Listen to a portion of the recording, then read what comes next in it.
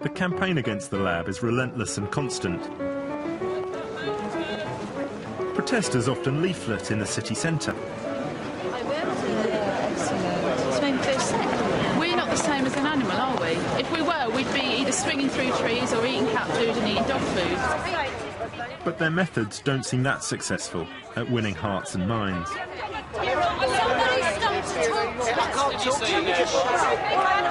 just shout. For one onlooker, the barrage has made a real impression. Well, I was sitting in a coffee shop and I heard Stop the Oxford Animal Lab. I decided to go out and shout my own slogan, Build the Oxford Animal Lab. They turned around and started shouting F off and so forth, and torture, I believe I was called. And, oh yes, human excrement. And I decided that wasn't on. I decided I deserve a right to free speech, and I went, got an A2 piece of card, marker pen, and made my own banner saying, Support progress, build the Oxford Animal Lab. If it weren't for police intervention, I'm pretty certain I would have been assaulted. One man, for example, came up to me with his dog and started shouting right in my face, do you want to torture my dog? Do you want to torture my dog? One of them actually tried to grab my sign. I resisted and said, no, please don't take my sign. But she ripped the corner off it, clearly striking a blow for free speech there. So I decided to start my own group in support of scientific research. The arrival of Laurie Pycroft is an unexpected twist. But will a 16-year-old really be able to achieve anything when most of his elders are still too scared to speak? I set up a website on the first day that protest existed, and within a day we were getting hundreds of hits. Although he has only the embryo of an organisation, he has a very clear set of ideas. We stand for scientific reasoning, but we're not a immoral organisation. We do respect the lives of animals and their right not to suffer, but we believe that the rights of humans come above that. In the last 30 years, there have been many changes to how scientists use animals. The number of animals used in experiments has almost halved. Research is no longer allowed on chimpanzees or higher apes, or for cosmetics.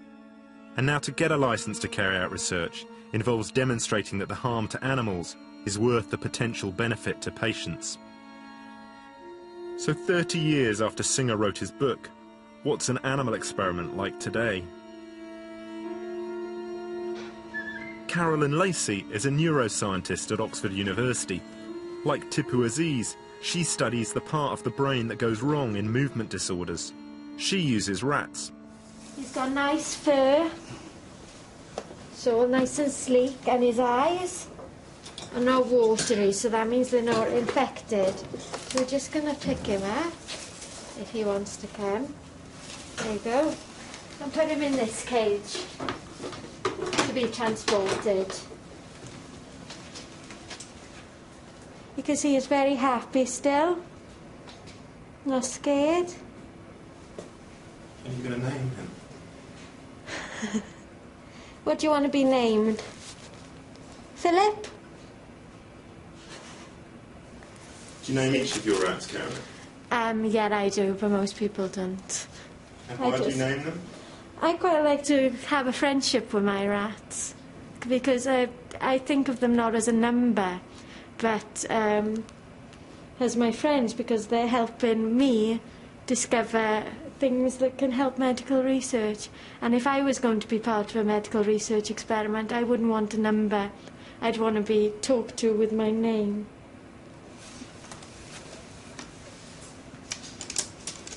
Now, I don't want you to be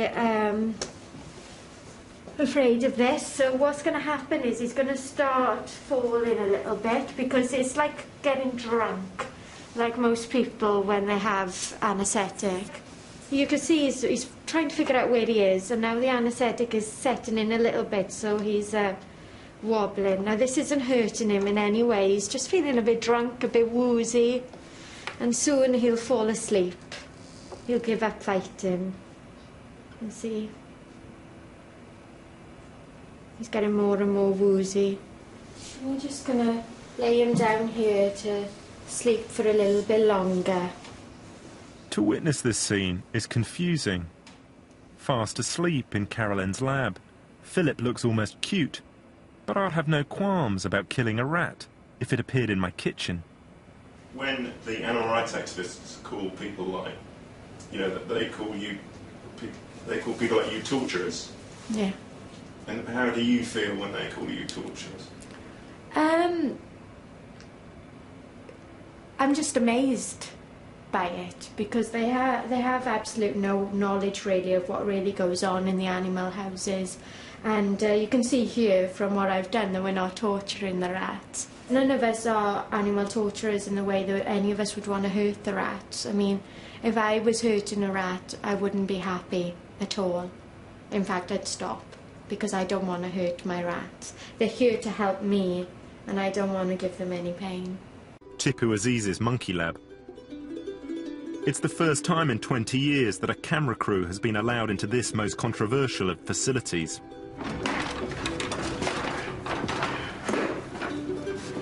Behind a series of locked doors is the Oxford Primate Lab. It's home to the monkeys that Tipu is experimenting on. This is Felix.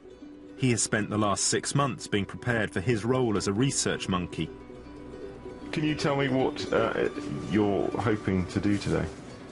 Well, really to catch up with how much we've progressed in training this monkey. From being totally untrained, we've got him to agree to sit in a chair on demand. And today we'll see how far we can get him to do a simple touch test.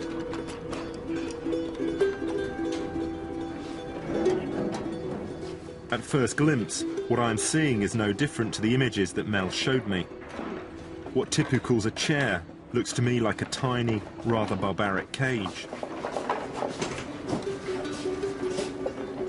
We've been training Felix here to get into the chair on his own, which you saw he does very happily now. That's the cage? Yeah.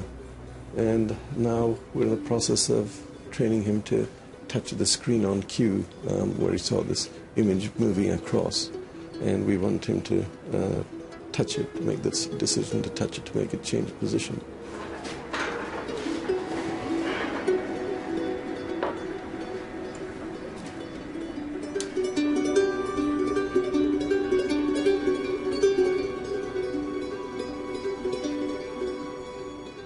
It's a bit like training a domestic dog to follow commands. Felix is being induced to do the task in reward for treats. The lessons will continue every day for months until Felix has learnt the skill. Only then will the experiment begin. And once you've trained him, what happens?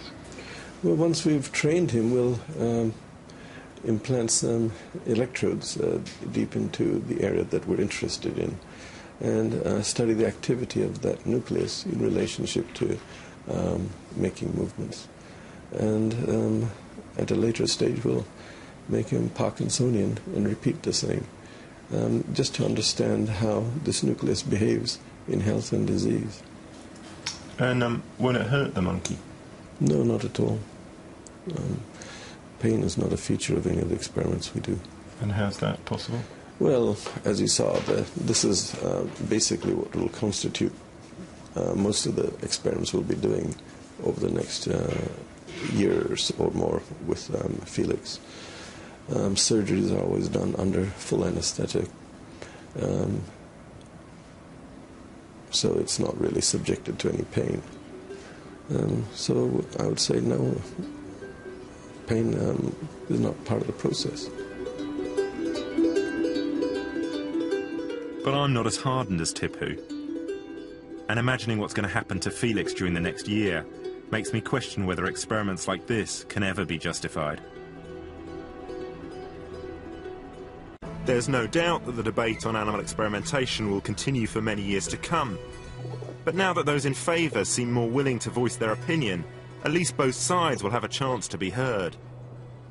How much can you do for yourself compared to before? A lot. A lot.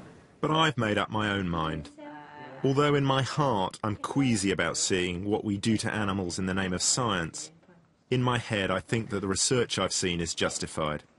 And the clincher is watching young Sean rise to his feet and stand for the first time in almost 3 years. Can you straighten your legs completely? Knees right back. Yeah, so he can do it. 6 months ago he could not even twitch his fingers, and now he's on his way to regaining his independence. But Professor Aziz does lots of work on animals. Yeah, fine. Yeah, exactly. So do you agree with it? No? Yeah. In the end, I've learnt that Tipu Aziz is working with his monkeys for the good of the patients. In the new building, they'll have better conditions. And that's why I think that the opening of the Oxford Animal Lab in the middle of next year will be a good thing.